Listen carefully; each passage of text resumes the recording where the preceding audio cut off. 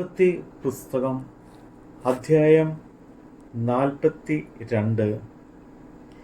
മിസ്രൈമിൽ ധാന്യം ഉണ്ടെന്ന് യാക്കോബ് അറിഞ്ഞപ്പോൾ തൻ്റെ പുത്രന്മാരോട്, നിങ്ങൾ തമ്മിൽ തമ്മിൽ നോക്കി നിൽക്കുന്നത് എന്ത്?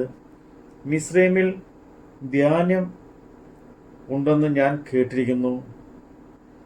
നാം മരിക്കാതെ ജീവിച്ചിരിക്കേണ്ടതിന് അവിടെ ചെന്ന് അവിടെ നിന്ന് നമുക്ക് ധാന്യം കൈക്കൊള്ളുവീൻ എന്ന് പറഞ്ഞു. ജോസഫിന്റെ സഹോദരന്മാർ 10 പേർ മിസ്രൈമിൽ ധാന്യം കൊള്ളുവാൻ പോയി. എന്നാൽ യോസഫിന്റെ അനുജനായ ബെന്യാമിന് പക്ഷെ വല്ല ആപത്തും ഭവിക്കും എന്ന് വെച്ച് യാക്കോബ് അവനെ സഹോദരന്മാരുടെ കൂടെ അയച്ചില്ല. അങ്ങനെ ധാന്യം കൊള്ളുവാൻ വന്നവരുടെ ഇടയിൽ ഇസ്രയേലിന്റെ പുത്രന്മാരും വന്നു. കനാൻദേശത്തും ക്ഷാമം ഉണ്ടായിരുന്നുവല്ലോ. യോസഫ് ദേശത്തിന് അധിപതിയായിരുന്നു. അവൻ തന്നെയായിരുന്നു ദേശത്തിലെ സകല ജനങ്ങൾക്കും ധാന്യം വിറ്റത്. യോസഫിന്റെ സഹോദരന്മാരും വന്ന് അവനെ സാഷ്ടാംഗം നമസ്കരിച്ചു. യോസഫ് തൻ്റെ സഹോദരന്മാരെ കണ്ടാരെ അവരെ അറിഞ്ഞുവെങ്കിലും അറിയാത്ത ഭാവം നടിച്ച് അവരോട് കഠിനമായി സംസാരിച്ചു. നിങ്ങൾ എവിടെ നിന്ന് വരുന്നുവെന്ന് അവരോട് ചോദിച്ചതിന് ആഹാരം കൊള്ളുവാൻ കനാൻ ദേശത്ത് നിന്ന് വരുന്നുവെന്ന് അവർ പറഞ്ഞു. യോസഫ് സഹോദരന്മാരെ അറിഞ്ഞുവെങ്കിലും അവർ അവനെ അറിഞ്ഞില്ല. യോസഫ് അവരെക്കുറിച്ച് കണ്ടിരുന്ന സ്വപ്നങ്ങൾ ഓർത്ത് അവരോട്, നിങ്ങൾ ഒറ്റുകാരാകുന്നു, ദേശത്തിലെ ദുർബല ഭാഗം നോക്കുവാൻ നിങ്ങൾ വന്നിരിക്കുന്നു എന്ന് പറഞ്ഞു. അവർ അവനോട്, അല്ല യജമാനെ, അടിയങ്ങൾ ആഹാരം കൊള്ളുവാൻ വന്നിരിക്കുന്നു.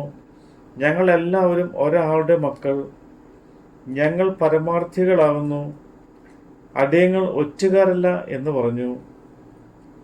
അവൻ അവരോട്, അല്ല, നിങ്ങൾ ദേശത്തിൻ്റെ ദുർബല ഭാഗം നോക്കുവാൻ വന്നിരിക്കുന്നു എന്ന് പറഞ്ഞു.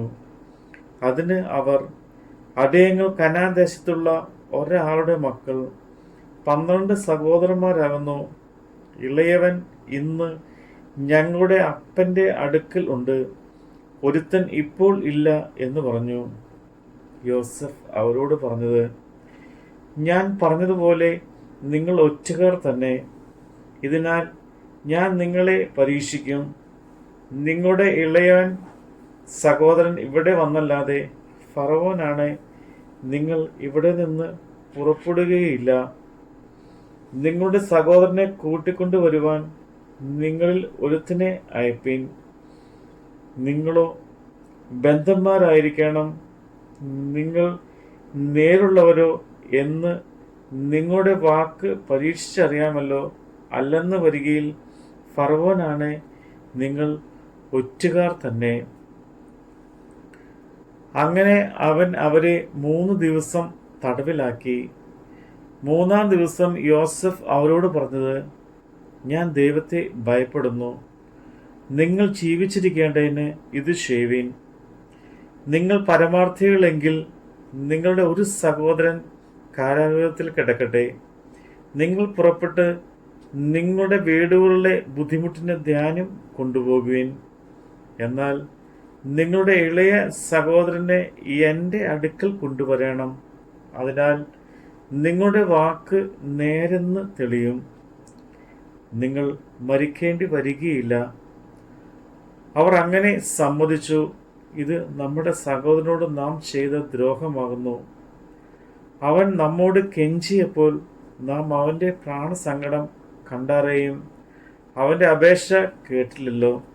അതുകൊണ്ട് ഈ സങ്കടം നമുക്ക് വന്നിരിക്കുന്നു എന്ന് അവർ തമ്മിൽ പറഞ്ഞു.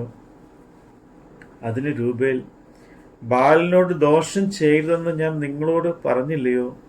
എന്നിട്ടും നിങ്ങൾ കേട്ടില്ല.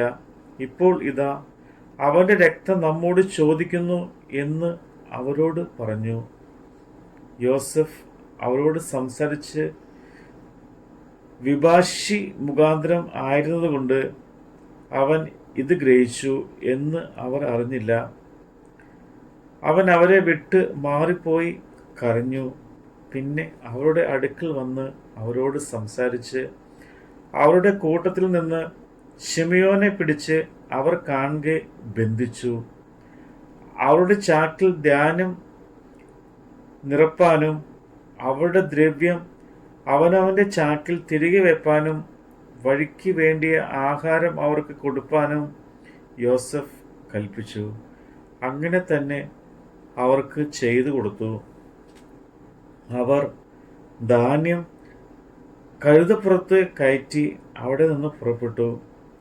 വഴി അമ്പലത്തിൽ വെച്ച് അവരിൽ ഒരുത്തൻ കഴുതയ്ക്ക് തീ കൊടുപ്പാൻ ചാക്ക് അഴിച്ചപ്പോൾ തൻ്റെ ദ്രവ്യം ചാക്കിൻ്റെ വായ്ക്കൽ ഇരിക്കുന്നത് കണ്ട് തൻ്റെ സഹോദരന്മാരോട്, എൻ്റെ ദ്രവ്യം എനിക്ക് തിരികെ കിട്ടി, അത് ഇതാ എൻ്റെ ചാക്കിൽ ഇരിക്കുന്നു എന്ന് പറഞ്ഞു. അപ്പോൾ അവരുടെ ഉള്ളം തളർന്നു. അവർ വിറച്ച് ദൈവം നമ്മോട് ഈ ചെയ്തത് എന്ത് എന്ന് തമ്മിൽ പറഞ്ഞു. അവർ കനാദേശത്ത് തങ്ങളുടെ അപ്പനായ യാക്കോബിൻ്റെ അടുക്കൽ എത്തിയാറെ തങ്ങൾക്ക് സംഭവിച്ചതൊക്കെയും അവനോട് അറിയിച്ച് പറഞ്ഞത്. ദേശത്തിലെ അധിപതിയായവൻ ഞങ്ങൾ ദേശത്തെ ഒറ്റ നോക്കുന്നവർ എന്ന് വിചാരിച്ച് ഞങ്ങളോട് കഠിനമായി സംസാരിച്ചു. ഞങ്ങൾ അവനോട്, ഞങ്ങൾ പരമാർത്ഥികളാകുന്നു, ഞങ്ങൾ ഒറ്റുകാരല്ല, ഞങ്ങൾ ഒരു അപ്പൻ്റെ മക്കൾ, 12 സഹോദരന്മാരാകുന്നു, ഒരുത്തൻ ഇപ്പോൾ ഇല്ല. ഇളയവൻ കനാദേശത്ത് ഞങ്ങളുടെ അപ്പൻ്റെ അടുക്കൽ ഉണ്ട് എന്ന് പറഞ്ഞു.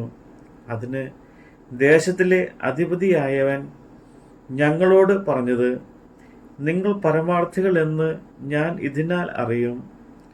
നിങ്ങളുടെ ഒരു സഹോദരനെ എൻ്റെ അടുക്കൽ വിട്ടേച്ച് നിങ്ങളുടെ വീടുകളിലെ ബുദ്ധിമുട്ടിന് ധാന്യം വാങ്ങിക്കൊണ്ടുപോകുവിൻ. നിങ്ങളുടെ ഇളയ സഹോദരനെ എൻ്റെ അടുക്കൽ കൊണ്ടുവരുവിൻ. അതിനാൽ നിങ്ങൾ ഒറ്റുകാരല്ല, പരമാർത്ഥികൾ തന്നെ എന്ന് ഞാൻ അറിയും. നിങ്ങളുടെ സഹോദരനെ നിങ്ങൾക്ക് ഏൽപ്പിച്ചു തരും. നിങ്ങൾക്ക് ദേശത്തിന് വ്യാപാരവും ചെയ്യാം. പിന്നെ അവർ ചാക്ക് ഒഴിക്കുമ്പോൾ ഇതാ ഓരോരുത്തരുടെ ചാക്കിൽ അവനവൻ്റെ പണക്കെട്ട് ഇരിക്കുന്നു. അവരും അവരുടെ അപ്പനും പണക്കെട്ട് കണ്ടാറെ ഭയപ്പെട്ടു പോയി. അവരുടെ അപ്പനായ യാക്കോബ് അവരോട്, നിങ്ങൾ എന്നെ മക്കളില്ലാത്തവനാക്കുന്നു. യോസഫ് ഇല്ല, ശിമിയോൻ ഇല്ല, ബെന്യാമിനെയും നിങ്ങൾ കൊണ്ടുപോകും. സകലവും എനിക്ക് പ്രതികൂലം തന്നെ എന്ന് പറഞ്ഞു. അതിന് രൂബേൽ അപ്പനോട്, എൻ്റെ കയ്യിൽ അവനെ ഏൽപ്പിക്കാം. ഞാൻ അവനെ നിന്റെ അടുക്കൽ മടക്കി കൊണ്ടുവരും. ഞാൻ അവനെ നിന്റെ അടുക്കൽ കൊണ്ടുവരാത്ത പക്ഷം എൻ്റെ 2 പുത്രന്മാരെ കൊന്നുകളയുക എന്ന് പറഞ്ഞു. എന്നാൽ അവൻ, എൻ്റെ മകൻ നിങ്ങളോട് കൂടെ പോരുകയില്ല. അവൻ്റെ ജ്യേഷ്ഠൻ മരിച്ചുപോയി. അവൻ ഒരുത്തനെ ശേഷിച്ചുള്ളൂ. നിങ്ങൾ പോകുന്ന വഴിയിൽ അവന് വല്ല ആപത്തും വന്നാൽ നിങ്ങൾ എൻ്റെ നരയെ ദുഃഖത്തോടെ പാതാളത്തിലേക്ക് ഇറങ്ങുമാറാക്കും എന്ന് പറഞ്ഞു. നമ്മുടെ കർത്താവിൻ്റെ വചനമാണ് നമ്മൾ കേട്ടത്.